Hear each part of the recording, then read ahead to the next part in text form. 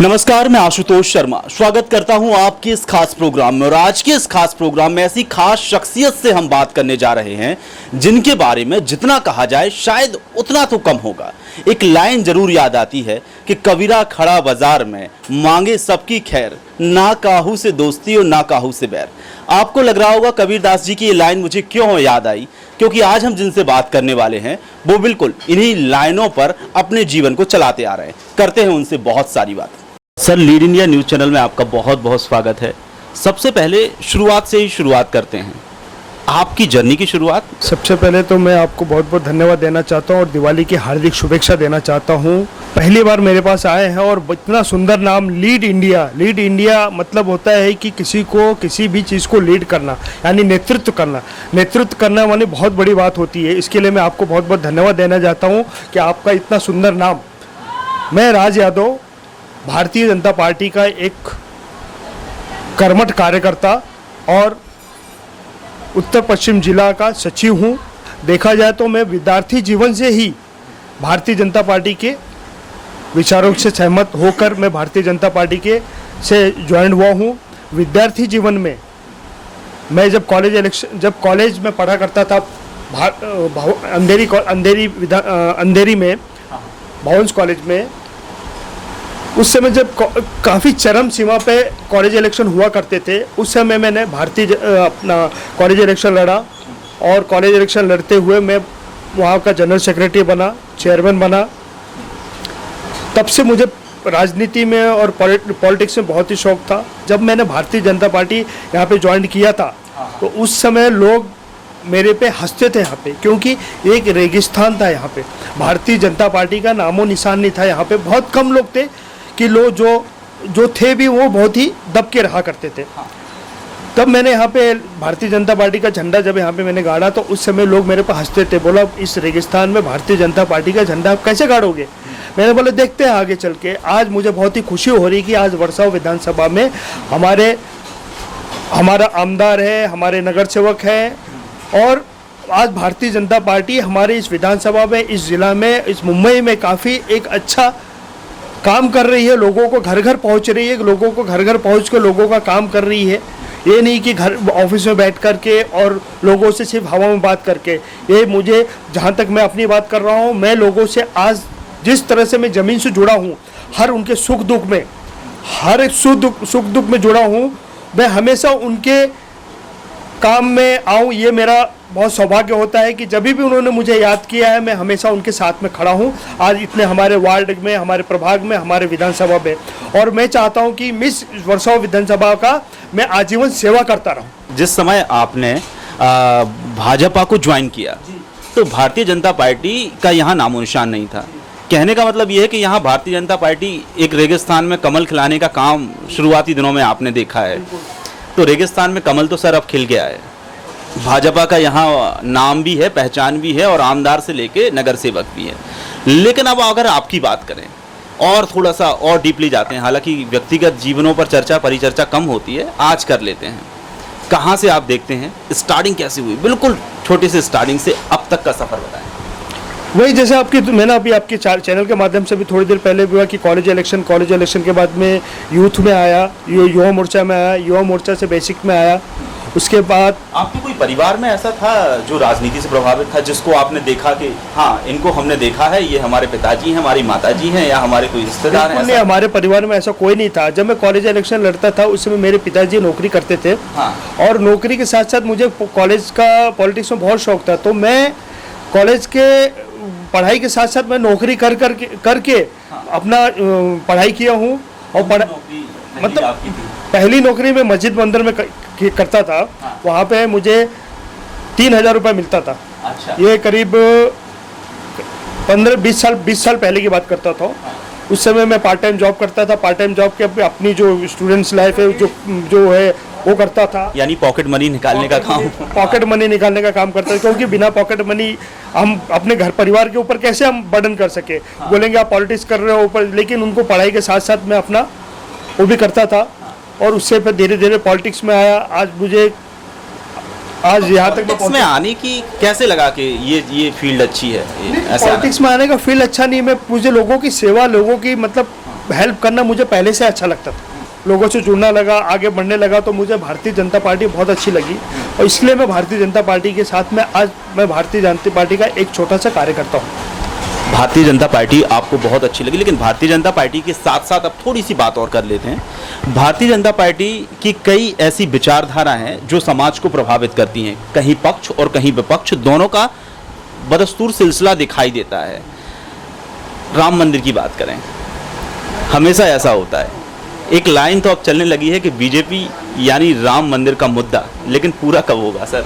Bharatiya Janata party ने ये कहा है कि राम मंदिर बनेगा तो राम मंदिर बनेगा, और अयोध्या आपने बोला कि अयोध्या राम जन्मभूमि है, तो राम जन्मभूमि है वहाँ पे, और भारतीय जनता पार्टी का जब उचित समय आएगा तो भारतीय जनता पार्टी जरूर ही वहाँ पे मंदिर बनाएगी। भारतीय जनता पार्टी हिंदुत्व को दरकिनार कर रही है क्या? बिल्कुल नहीं, हिंदुत्व तो है ही है उनका, हिंदुत्व को लेके चलने वाले लोग हैं साथ में, हिंदुत्व के साथ में काफी लोग को और भी साथ में सबको लेके चलने की कोशिश करते हैं, लेकिन कुछ लोग ऐसे हैं जो उनको समझ नहीं पा रहे। तो मैं आपके चैनल के माध्यम से ये बताना चाहता हूँ कि भारतीय जनता पार्टी को आप समझिए, उनको सिद्धांतों को, वो किसी को निगलेक्ट नहीं करना चाह रही, वो सबको साथ में लेके चलना चाह रही है, लेकिन आप लोग उनको समझने की कोशिश करिए। शिक्षा की बात करते हैं, शिक्षा आपने ग्रहण की, आप एडवोकेट बने, यानी वकालत करने की आपने पदवी हासिल कर ली, आप कचहरी में जाकर लोगों के मुकदमे लड़ेंगे, ये आपने सोचा, लेकिन कहाँ राजनीति में आके आप लोगों की समस्याओं के लिए लड़ने लगे? देखिए, वकालत की मैंने वकालत के साथ साथ मुझे ये सोच के वकालत की मैंने कि लोगों को मैं अपने वकालत के जरिए लोगों को एक हेल्प करूंगा, लेकिन जब मुझे लगा कि वकालत के साथ साथ और भी सोशल लाइफ में भी लोगों को काफ़ी दिक्कतें हो रही है, उनको भी है, तो मैं ज़्यादा इस तरफ झुकाव होने लगा, तो वकालत मेरी थोड़ी कम ही हो गई। वकालत मैंने कभी अपनी डिग्री ली है, लेकिन मैंने कभी प्रैक्टिस नहीं की। मैंने डिग्री ली, उसके बाद जब मैंने देखा कि सोशल वर्क में काफ़ी इसके अंदर मैं जुड़ता चला गया और इसके अंदर मैं काफ़ी हद तक, काफ़ी गहराई तक चला गया, और मुझे बहुत, मेरे दिली बहुत अंदर से मुझे बहुत खुशी होती है कि आज मैं मेरे जरिए लोगों को, जो मैं जिस लायक हूँ उस लायक लोगों को मैं हेल्प करता हूँ। एक और बात रहती है, लेकिन समस्याएं हमेशा आम होती हैं, लेकिन जब समस्याओं का समाधान नहीं मिलता तो यह समस्याएं खास बन जाती हैं और फिर विकराल रूप ले लेती हैं। आप ज़मीनी स्तर पर रहे हैं, आपने ग्राउंड जीरो में देखा है लोगों की कैसी कैसी समस्याएं, चाहे हम कचरे की बात करें, चाहे हम पानी की बात करें, ये बहुत बेसिक्स ज़रूरत हम कहते हैं, लेकिन इस बेसिक्स ज़रूरत यानी मैं बोलता हूँ सामान्य समस्याओं का जब समाधान नहीं होता तो यह समस्याएं खास बन जाती हैं, आम से लेकर खास दोनों को प्रभावित करने लगती हैं। सुलभ शौचालय हुआ, पानी हुआ, रोड हुआ, गली हुआ, लाइट हुआ, लेकिन उस माध्यम से आज मैं एक छोटा सा कार्यकर्ता हूँ, ना कि मैं नगर सेवक हूँ, ना आमदार हूँ। आज पार्टी ने मुझे जिम्मेदारी दी है, उस पार्टी की एक जो पद दिया, उस पद के जरिए मैं लोगों को हेल्प करता हूँ कि आज, लेकिन फिर भी हमारे यहाँ पे आमदार, नगर सेवक जो भी हो, लोगों को समस्याएं हल करने की कोशिश करते हैं। और देखिए, कुछ बातें ऐसी होती कि पूरी नहीं हो पाती, लेकिन उन्होंने भरपूर प्रयास जारी है और कोशिश करते रहेंगे, लेकिन धीरे धीरे कुछ लोग ऐसे होते हैं कि उसको अपोजिशन पार्टियां होती है, उनको बात का बतंगड़ बनाती है कि ये नहीं हुआ, वो नहीं हुआ, ऐसे नहीं हुआ, वैसे नहीं है, लेकिन भारतीय जनता पार्टी हमेशा लोगों की सुविधाओं के लिए, नागरिक सुविधाओं के लिए हमेशा वो तत्पर रही है और तत्पर रहेगी। आप ऐसी कोई बात, जैसे आप स्वच्छता अभियान की बात हो तो आपने स्वच्छता अभियान को लेकर कुछ किया हो, या और दूसरी बेटी बचाओ बेटी पढ़ाओ, ऐसा कोई अभियान जो आपको याद है, आपकी मेमोरियस हो गया? और मेरा एक प्रताप चैरिटेबल ट्रस्ट करके एक एनजीओ है, उस एनजीओ के थ्रू मैं प्लास्टिक हमारे जीवन में बहुत ही हानिकारक है, प्लास्टिक बैन करने की मांग में हमेशा पंडित दीनदयाल उपाध्याय विचार मंच और प्रताप चैरिटेबल ट्रस्ट करके एक हमारी दो संस्था है, दोनों संस्था से मैं हमेशा जुड़ा हूँ। प्रताप चैरिटेबल मेरी खुद की है, उस संस्था ने हमेशा मांग किया है कि प्लास्टिक बैन किया जाए। प्लास्टिक हमारे जीवन में बहुत ही हानिकारक है, आगे आने वाले दिनों में उससे भी ज़्यादा हानिकारक होगा। आज महाराष्ट्र गवर्नमेंट ने को मैं बहुत बहुत धन्यवाद देना चाहता हूँ कि उन्होंने प्लास्टिक बैन करके लोगों की बात को सुना और आने वाले दिनों में जो हमारे जीवन में जो हानिकारक है उसके लिए भी उन्होंने पहल किया। उसके लिए मैं हमारे सीएम देवेंद्र फडणवीस जी से बहुत बहुत मैं धन्यवाद देना चाहता हूँ। हरिवंश राय बच्चन की एक लाइन है, कोशिश करने वालों की कभी हार नहीं होती। लेकिन अभी फिलहाल हम जिन शख्सियत से बात कर रहे हैं, सर हार तो आपकी हुई है, जनता से जब हम लोगों ने बात की तो उनका कहना यह था कि हमारे जो इनको प्रमोट हम कर रहे हैं नगर सेवक के तौर पर, वो ठीक है, लेकिन सर आपको टिकट नहीं मिल पाया, ऐसा क्यों? कहीं ऐसा तो नहीं कि आपने कहा था कि जब आपने भारतीय जनता पार्टी ज्वाइन की थी तब कहा था कि महाराष्ट्र में भारतीय जनता पार्टी का नामो निशान नहीं था, ये रेगिस्तान था, सूखा मरुस्थल था, यहाँ आप पहली बार कमल का झंडा गाड़े थे सर। अब क्या हो गया कि आपको नगर सेवक का टिकट भी ना दे पाई आपकी पार्टी? मैं महाराष्ट्र की बात नहीं किया, मैं वर्सोवा विधानसभा की बात किया कि वर्सोवा विधानसभा में एक समझ लो रेगिस्तान जैसा यहाँ पे था, लेकिन मुझे जब मैंने भारतीय जनता पार्टी ज्वाइन किया उस समय से मेहनत करते करते काफ़ी आज मुझे बहुत खुशी हो रही है कि आज यहाँ पे, जैसे मैंने थोड़ी देर पहले आपको बताया कि बहुत आज हमारे यहाँ पे एमएलए हमारा, नगर सेवक हमारे, और जैसा आपने बोला कि टिकट देना नहीं देना ये पार्टी का निर्णय होता है। पार्टी का मैं हमेशा सच्चा सिपाही रहा हूँ, रहूँगा। पार्टी जब मुझे सोचेगी कि हाँ आज मैं उस लायक हो गया हूँ तो पार्टी ज़रूर मुझे टिकट देगी। और मैं पार्टी के लिए हमेशा धन्यवाद देना चाहता हूँ कि पार्टी ने आज देखो, उन पार्टी का देना नहीं देना क्या अच्छा है, क्या निर्णय होता है, वो पार्टी का निर्णय, हमारे अध्यक्ष जी का निर्णय, हमारे सीएम साहब का निर्णय होता है। पार्टी को जिताना और सत्ता में लाना वो सबसे बड़े महत्व का काम होता है। एक एज अ पॉलिटिशियन बनना, एक नेता बनने में एक सबसे बड़ा गुण ये देखा जाता है कि लोगों के दिल में आपने कितनी जगह बनाई है। लेकिन अगर आप किसी बड़ी पार्टी से जुड़े हैं तो एक दूसरा एस्पेक्ट भी आजकल लोग देखने लगे हैं कि आपने पार्टी में कितनी जगह बनाई है, तभी तो आपको टिकट मिलेगा।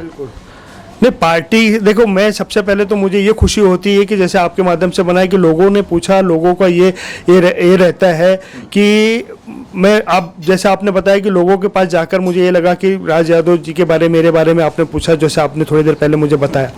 आज लोगों ने एक सर्वे किया सर, हाँ। आपके क्षेत्र के आसपास जब लोगों से बातचीत की तो उन्होंने कहा कि यादव जी का नेतृत्व मुझे अच्छा लगता है, लेकिन ऐसी कौन सी कमी रह गई कि आपने लोगों के दिल में जगह बनाई, लेकिन पार्टी के बड़े बड़े नेता जो निर्धारित करते हैं उनके दिल में जगह नहीं बन पाई?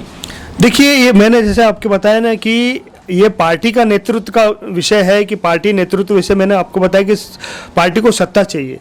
हो सका है कि अगर मैं मेरी कुर्बानी देकर अगर किसी और को देकर टिकट अगर वो सत्ता में आना चाहते तो मुझे उस कुर्बानी के लिए मैं मंजूर हूँ, क्योंकि अगर सत्ता में रहेंगे तो ही हम कुछ कर पाएंगे। रही बात जब पार्टी का निर्णय रहेगा, पार्टी जब हमारे बारे में सोचेगी है, लेकिन हम पार्टी के साथ तो आज भी लगे और लगे रहेंगे। सर, मैंने कार्यक्रम की शुरुआत की थी, उस समय मैंने कबीरदास जी की कुछ लाइनें बोली थी। कबीरदास जी ने कहा था कि कबीरा खड़ा बाजार में मांगे सबकी खैर, ना काहू से दोस्ती और ना काहू से बैर, ये लाइनें थी। तो मतलब एक ऐसा इंसान है जो ना किसी से दुश्मनी लेता है, ना दोस्ती करता है, बैरागी है, बस जहां धुन रमा गई वहां जीता है, चाहे कि जिससे भी धुन रम जाए। आपकी सर भारतीय जनता पार्टी के साथ धुन रम गई है, प्रभावित कैसे हुए?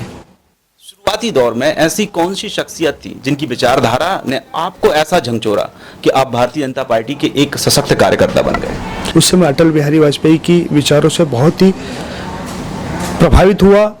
और उसके बाद जब मैं महाराष्ट्र में आया, प्रमोद जी थे, गोपीनाथ मुंडे जी थे, माननीय देवेंद्र फडणवीस जी, वो भी मेरे प्रेरणा स्रोत हैं। हमारे भारतीय जनता पार्टी के बम्बई के अध्यक्ष माननीय श्री आशीष शेलार जी, जब मैं भवंस कॉलेज में पढ़ता था उस समय वो नेशनल में थे, उन्होंने भी काफ़ी स्ट्रगल करके आज यहाँ तक पहुँचे हैं, आज बम्बई के अध्यक्ष है। माननीय श्री विनोद तावड़े जी जो शिक्षा मंत्री हैं, उनसे भी काफ़ी प्रभावित हुआ हूँ मैं। भारतीय जनता पार्टी यानी ऐसी पार्टी जो अयोध्या में राम मंदिर बनाने की सबसे बड़ी बातें करती आई है। सर, मंदिर वहीं बनाएंगे, अध्यादेश लाएंगे, ऐसी कुछ बातें थी। फिर कहा कि सरकार आने दो, साहब सरकार भी आई, निचले स्तर से देखें शीर्ष नेताओं तक सब भारतीय जनता पार्टी है, मंदिर दिखाई नहीं देता, ऐसा क्यों? देखिए, भारतीय जनता पार्टी पहले भी मंदिर बनाने के पक्ष में थी और आज भी मंदिर बनाने के पक्ष में है। भारतीय जनता पार्टी में कभी नकारा नहीं है कि मंदिर वहाँ पे नहीं बनाएंगे, और भारतीय जनता पार्टी के राज्य में ही मंदिर बनेगा वहाँ पे। बहुत जल्दी देखते रहिएगा कि अचानक आपको एक खबर आएगी, आपके माध्यम से आप ही हमको बताएंगे कि मंदिर का निर्माण बहुत जल्दी शुरू होने वाला है। तो ये आपको ऐसा आप तो सर ग्राउंड में काम करते हैं, आम लोगों से बात की होगी तो वो आपसे भी सर क्वेश्चन कर देते होंगे, क्यों बार बार श्री राम भगवान के साथ धोखा कर रही है भारतीय जनता पार्टी? करते हैं, लेकिन कुछ बातें ऐसी होती है जो कानून के दायरे में भी बात आती है, लेकिन कानून के साथ साथ लोगों की आस्था जुड़ी हुई है। और हिंदुस्तान एक ऐसा देश है कि यहाँ पे कानून के साथ साथ आस्था के मानने वाले लोग काफ़ी यहाँ पे हैं। और आस्था को ध्यान में रखते हुए मेरा खुद भी एक सुझाव है और एक मैं चाहता हूँ कि मंदिर ज़रूर वहाँ पे बने और मंदिर ज़रूर वहाँ पे बनेगा। और बहुत ही जल्दी आपको एक शुभ संदेश वहाँ पे मिलेगा कि आने वाले दिनों में इतने तारीख को वहाँ पे मंदिर निर्माण का कार्य बहुत ही जल्दी चालू हो रहा है, शुरुआत होने वाला है। ये आपकी खुशखबरी बहुत ही जल्दी आने वाली।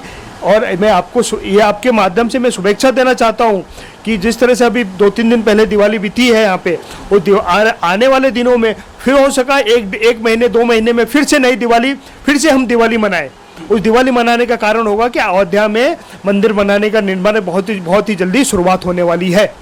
आरोग्य भारत इंसानों के लिए तो पहले बीमारी खत्म करने की हम बात ही कर रहे हैं, फिर इसके आगे बढ़ेंगे। जिस तरह से आपने देखा होगा कि मोदी जी का एक सपना है निरोग भारत, और उस निरोग भारत को आगे बढ़ाते हुए आयुष्मान भारत करके जिस तरह से हमारे प्रधानमंत्री जी ने एक योजना चालू की है आयुष्मान भारत करके, उस आयुष्मान भारत के तहत लोग जो उनको गरीब लोग हैं, गरीब तबके के लोग हैं जो उस समय असमर्थ हैं कि कोई बड़ी बीमारी आ जाए और उनको इलाज ना किया जाए, उस आयुष्मान भारत के तहत उस मोदी जी के ने जो निकाला है उस आयुष्मान भारत के तहत लोग निःशुल्क इलाज करा रहे हैं। और अभी तक के कम से कम 40 लाख लोग उस आयुष्मान भारत से का फ़ायदा ले चुके हैं लोग।